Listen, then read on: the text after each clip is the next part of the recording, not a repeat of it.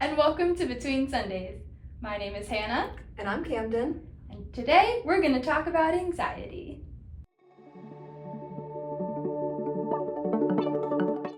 So Camden, I guess we should start by prefacing that neither of us are mental health, neither are we therapy or mental health counseling professionals. No. So if you're coming here looking for professional advice, this is not the place for you. Very amateur advice, actually. It's not very mature advice.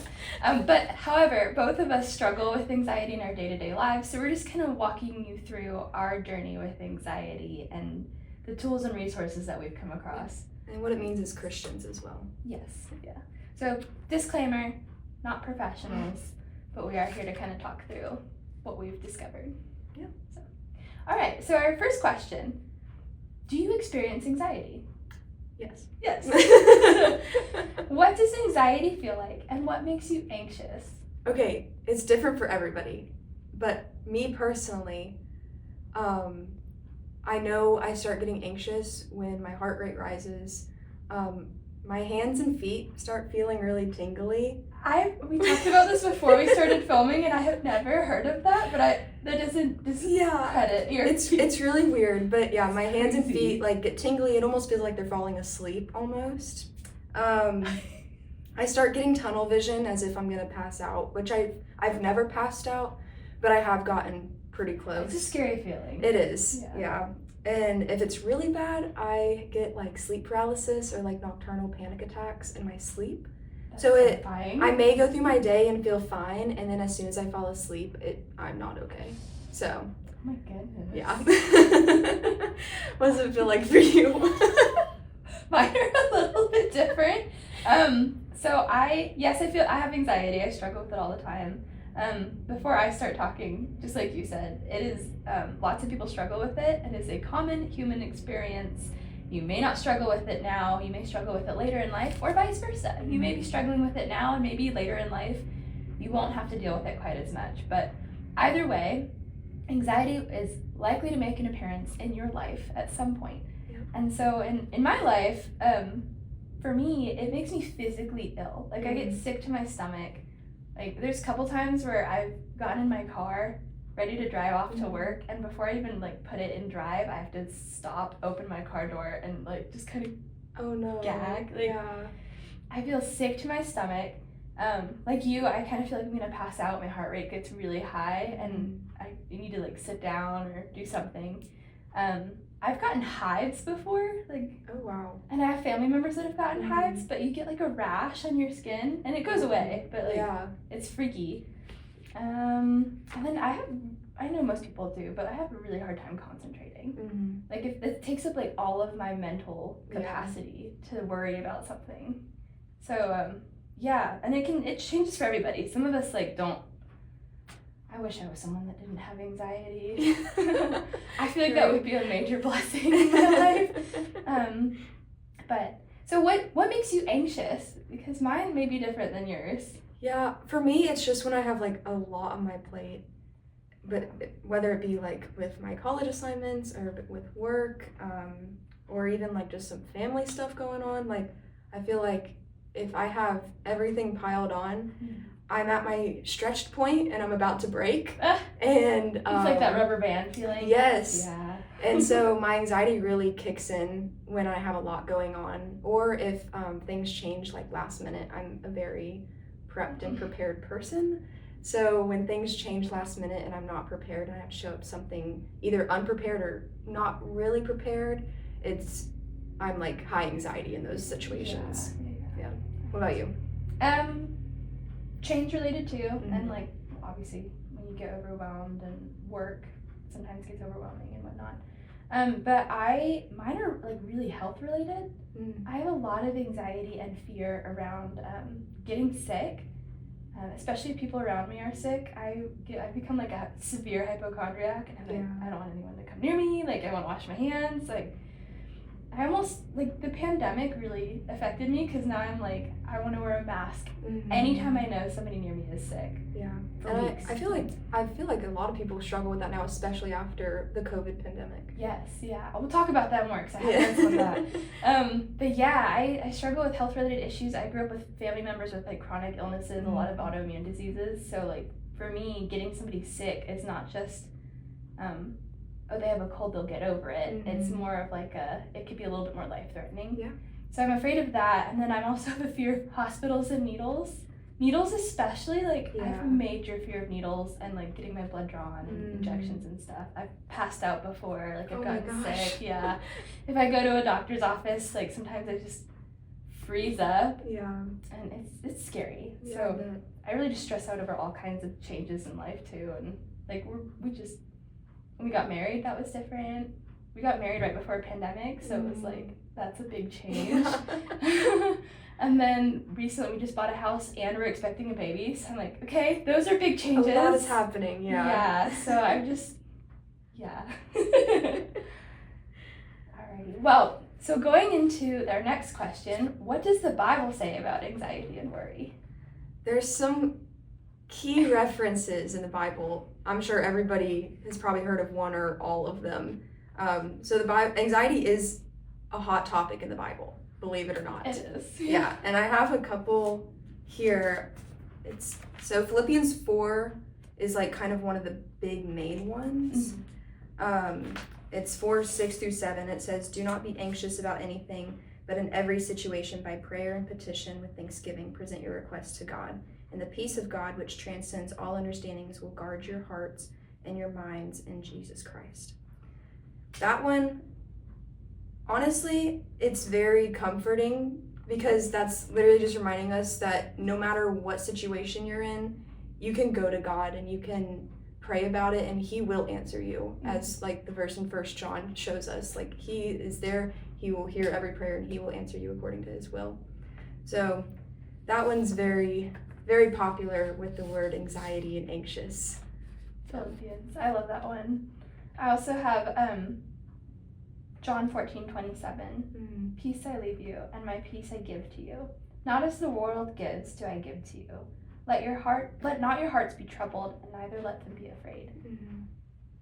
And then 1 Timothy 1:7. For God gave us a spirit not of fear, but of power and love and self-control.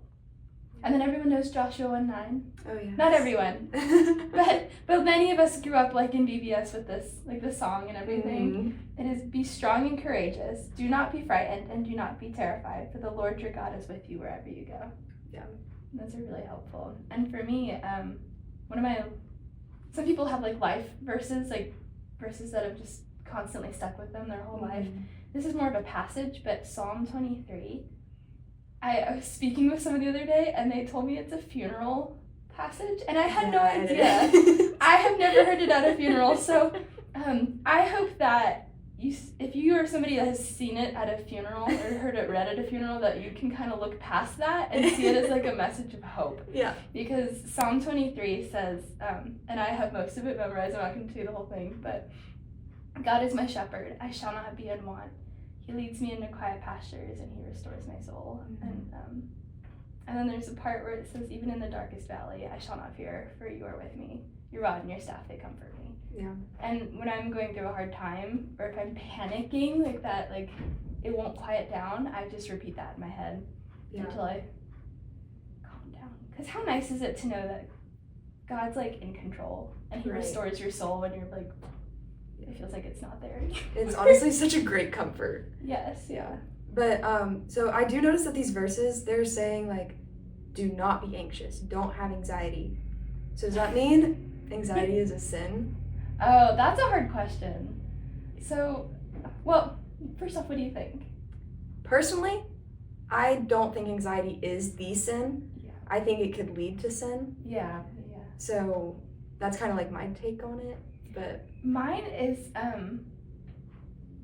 anxiety has the ability to overwhelm you to the point that it becomes almost idol-like because it's taking number one priority in your life in that point. if it is, some people are really good at handling anxiety, and me personally, I'm not quite that good at it. But you don't think of it as an idol until it takes over every aspect of your life, and suddenly you're not seeing God anymore. You're seeing everything in your life that's stressing you out. Mm-hmm. Like for me right now, we just bought a house, and I'm thinking of all the unpacking I have to do, and we're having a baby, and I'm like, yeah, I'm wondering if I'm doing everything I'm supposed to be doing, and I'm not. I'm trying, but it's harder for me to focus on God when my brain is all over the place. So really, I need to like work on my relationship with God so that I know He's with me through the whole process. Yeah. Which is what I'm in the process of doing. So another one that another question that we had was, how do I give my worries over to God?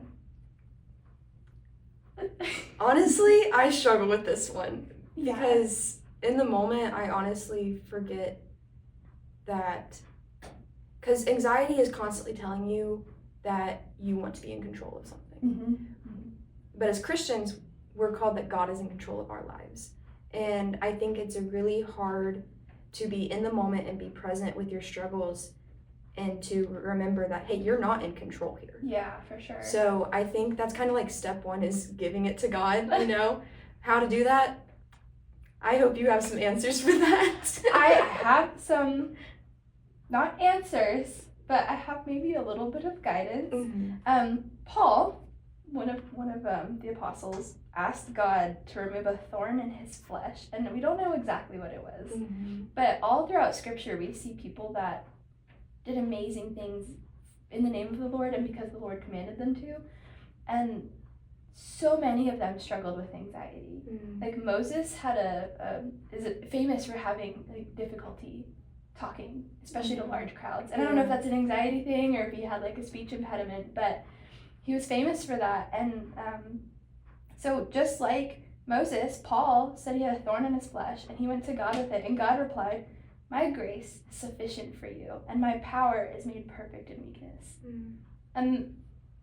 And I think we need to remember in our anxiety to humble ourselves before God, because He is made perfect in our weakness. So even if it's like painful and stressful and scary for us, like once we learn to give it over to God, it's just another display of His power in our lives and Him working through us. And that becomes a powerful testimony for other people too. So there's lots of tools. And one of the things that I would like to point out is repetition. Mm-hmm.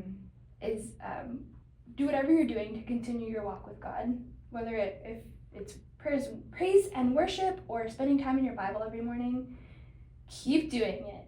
In fact, do it more. If you're just doing a little bit, I would increase it until you feel like your relationship with God is really close, because God desires to be in your life, and He desires to be the ultimate parent, like the ultimate father. And I don't know about you, but when I'm stressed out, sometimes I call my mom or my dad and I'm like, help, I don't know what to do. And God wants to be that for you. Mm-hmm. And the closer you get to Him, the easier it becomes to give it over and to ask Him for guidance. Mm-hmm. So God wants to be that ultimate figure in your life, the father figure, the parent. He wants you to be comfortable enough to bring everything to Him. And just like a mom or a dad, it becomes easier to give up that stress and to admit that you're freaking out about something. I say freaking out because to me it's freaking out. Other people it's probably a lot calmer. But to give that over to Him and be honest, just share your feelings. Like, God doesn't, you can go to God angry, you can go to Him sad and sobbing, you can go to Him, you don't have to be, oh Lord. You don't have to put a front on for God, because honestly He sees it anyway. Yeah. So a lot of pastors I've talked to have like recommended speaking just like you would with a parent or a friend. So come to God as you are, bring your thoughts and your feelings to Him, and that's kind of a way that you can start giving over that anxiety to Him. So, all right, next question, and one that we don't really have an answer to is, how do I overcome anxiety? There's no quick fix to anxiety, unfortunately. Bingo.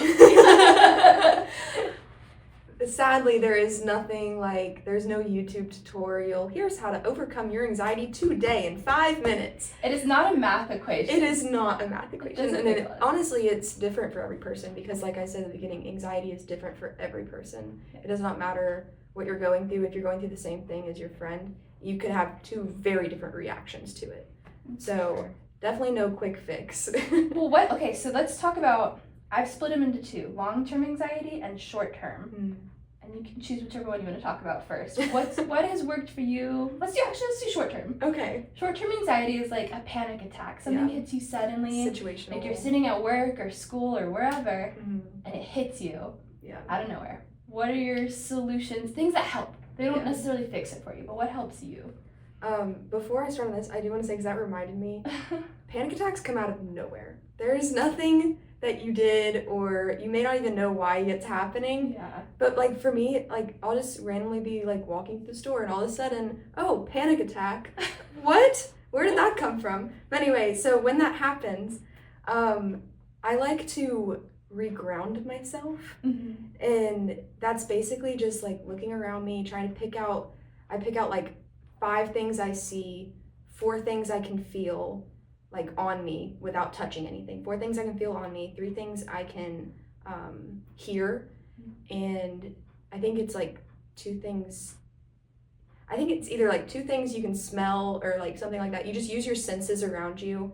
And like 1 thing you can taste. Yeah. Which is air. Yeah, right. Who knows? Yeah, so you just use your senses around you to kind of like, okay, regroup. You're in reality. You're okay. Nothing is happening. You're okay. So that's very helpful for me.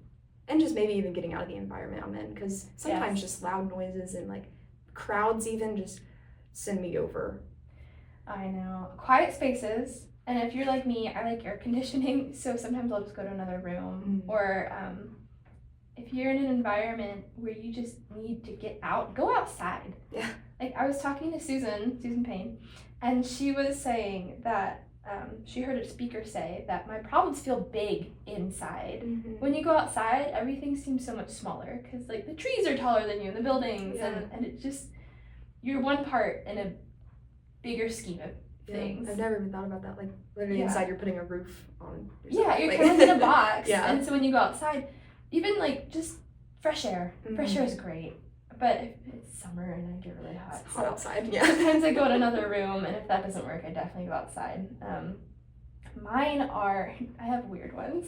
That's okay. Mine are, ice water is probably the less weird one. Ice water, like a nice drink. Sometimes don't get caffeine. Okay. That's probably the worst thing you could do. Coffee, Diet Coke, anything with caffeine in it can elevate your heart rate and can make you feel like really jittery on top of anxiousness. So I've just learned, I cut caffeine out of my diet. Not completely, but like I only drink it occasionally. Yeah. Definitely not caffeine, but fluids, especially cold fluids. Sour candy is amazing because your brain is just focusing on the sourness. Like warheads hurt my tongue, and so I love they're great because it's taking the focus away from what's freaking me out. And tactile distractions, I know they've got a bad rap. Like if you're in school and you're not supposed to bring fidget toys to school, please don't do that. But like at work, I could keep something on my desk that's small. Like I have a little ring that's an acupressure ring. Yeah. And it helps me a little bit. And then cold air or a fan. Okay. I've already kind of said AC, but having a fan in your face, especially if you're like me and you feel like you're gonna pass out. Yes, yeah. Yes. So like when I get my blood drawn, I bring a fan with me because I'm like, I'm gonna pass out. This is my moment. So those are mine, and they're different for everybody. So try and find like little things that work for you. You're welcome to try one of ours. Yeah.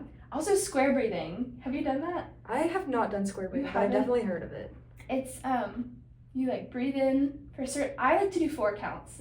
If you're a musician, you're really good at this. You can do 4, 8, 16, however long you can hold your breath, but hold it or breathe in for 4, hold for 4, exhale for 4, and then hold again for 4. And then just repeat the cycle until you're breathing and your heart rate regulates. Okay. I find I do it a lot before bed because there's less like, if I'm in bed, I'm less able to get to my other things. Like I don't want to eat sour candy after I brush my teeth or ice water or whatever, but breathe through it. Okay, and then long-term anxiety, and we're going to talk about tools and resources, but overall, what has helped your long-term anxiety? Honestly, I think just since my triggers mostly go around like planning and procrastination, Oh, no. I try not to procrastinate in my life. Yeah. It happens. I'm a college student. It's easier said than done sometimes. I still procrastinate. I'm procrastinating right now. I still have assignments to do when I get home. But I try not to procrastinate. I try to plan out my weeks, which it doesn't always go the way I plan it out. I leave room for error. It's okay. But I try to just kind of look at what's coming ahead, even if it's not the full week, just looking at like the day or two that's coming ahead and say, okay, what do I have to do to get everything done? And this is how it's going to go. And seeing it laid out on paper helps me so much because I'm a very check off person. I like to check it off. And so seeing it on paper helps, and that's just kind of helping me long term. Super long term, I still don't have much. That's really all I'm doing. No, that's as far good. as that. That's always a good step forward. Prevention, if you know it kind of triggers your anxiety, prevention is usually a really great tool. Yeah. There's not a lot I can do for like blood draws because Yeah, needles are like. that's kind of, you have to have a needle to do a blood draw. But a tool that I like to use is remember that you can do hard things. So if almost everyone has had an injection or a blood draw in their life. I've done it too, and I survived, and it went just well. And recently I had to do a 3-hour glucose test for my pregnancy, and I had to get 4 blood draws. Oh my goodness. And I made it, and I didn't pass out. And so I was like, You're I still can here. do this. Yeah. And so the next time I did get my blood drawn after that, and I was like, I did a 4 blood draw thing. I can do this again. I've also had like, probably awful, but I've had like procedures on my foot, and I've had needles put in my toe. Oh. Right? And that was terrifying. Yeah. But I made it. And so now I'm like, I can do this. Mm-hmm. Granted, I may pass out, but but I will survive, and live. there will be another day. So a tool that helps is, if I can get through this, it will be fine, right? Or Susan said that something that she uses is feel the fear, but do it anyways. So like, you're gonna be fearful, whether you want to do the thing or not. But oftentimes you have to do the thing. Like, I have to get my blood drawn to know if I'm doing okay health-wise. So just do it. It's okay to cry. It's okay to be shaky or like whatever it's even okay to pass out. Okay? But feel the fear, do it anyways. Try and do hard things. And take a friend. If it's something that you can like incorporate community with, like, have a friend with you. If you're not good at planning, maybe ask a friend who's really good at planning to say, hey, this stresses me out and I need help. What works for you? So, and then something I want to say before we move on is that God can heal. Yes. But a lot of times he gives us the tools, or he heals through the tools that he has made available to us. So I've heard some people say, pray harder, and like God will heal you. And I feel like that's not a good mindset for this. But a great mindset is, yes, God can heal. And sometimes he has provided healing through tools and resources. Yeah. So it's great. Speaking of tools and resources. Yes, you have some tools and resources for us. I do. Okay, so my toes fell asleep. Okay, so yes, I have tools and resources that I'd love to share. First off, if you struggle with mental health illnesses, we're going to provide some resources in the description box below. It is a toolbox today. We're going to provide some resources in the description box below. If you have severe mental health, please reach out to a professional. Yes. Definitely seek therapy. Even if you don't have severe mental health, if you deal with anxiety regularly, seek therapy. Christian-based therapists or therapists that are Christians are a great resource for people that want to grow closer to God and and involve God in the process of overcoming their anxiety. So a great resource that I have that I love is, I have a really close friend named Taylor Joy Murray, and she is a therapist. And she has her own podcast called the Faith and Feelings Podcast. And she has written a book and a Bible study called Stop Saying I'm Fine. Oh. And she walks through her experience with anxiety. And if you are somebody that enjoys like real, true, raw stories, her story is amazing. She's a really great person. And the podcast has been really helpful as she interviews other people that deal with anxiety too and talks about her experiences. And it's just an amazing tool. So the Faith and Feelings podcast and her book Stop Saying I'm Fine are great. I love that title. Stop saying. I know, she's so clever. I love her. And then there's a Bible study that's happening at our church right now, and you'll hear us talk about it all the time. Our church really loves this book called The Ruthless Elimination of Hurry. Yes. And I'm gonna tie it in with another study called The Anxious Generation. Well, I had it written down and I don't remember where it is. But I will link that in the description box. But the Anxious Generation talks about how the introduction of technology, mostly social media and cell phones, have impacted the levels of stress and anxiety in people in today's world. And it was written before COVID, but I would just like to say that the pandemic has also created a whole new type of anxiety and a lot more cases of people that deal with that on a regular basis.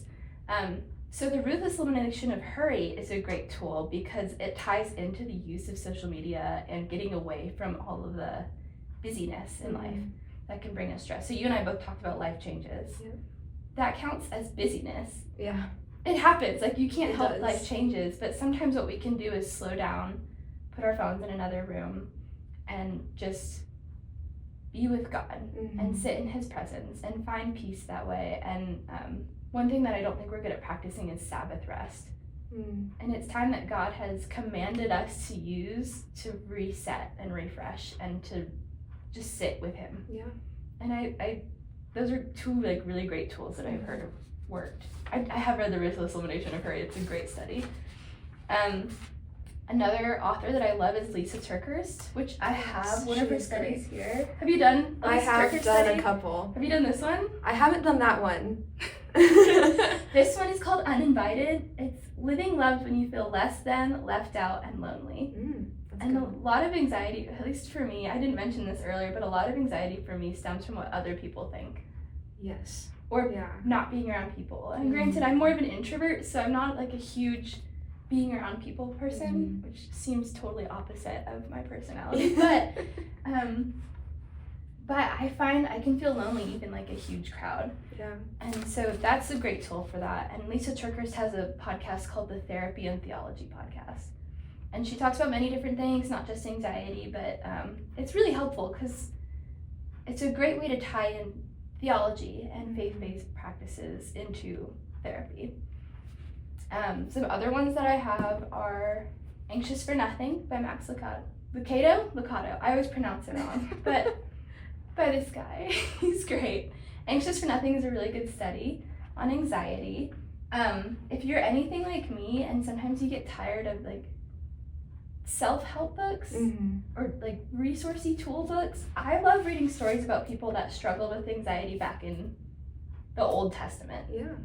Or in the New Testament. But Elijah was somebody that struggled with depression, and he ended up being like an amazing prophet and teacher for the Lord. And so this study was really good. Again, it's not like, doesn't say anxiety on it, but he's a really cool leader that God used even with his mental health issues or mental health concerns, and he was able to do great things for God or in God's name. And then I haven't had a chance to do this study yet, but it's one that's on my list. It's called Psalm 23, and I've heard great things about it. Yeah. And I think it goes through the fact that this is not a funeral psalm. This is a psalm where you can, like, it's learning to feel safe and cared for under God's hand. Yeah.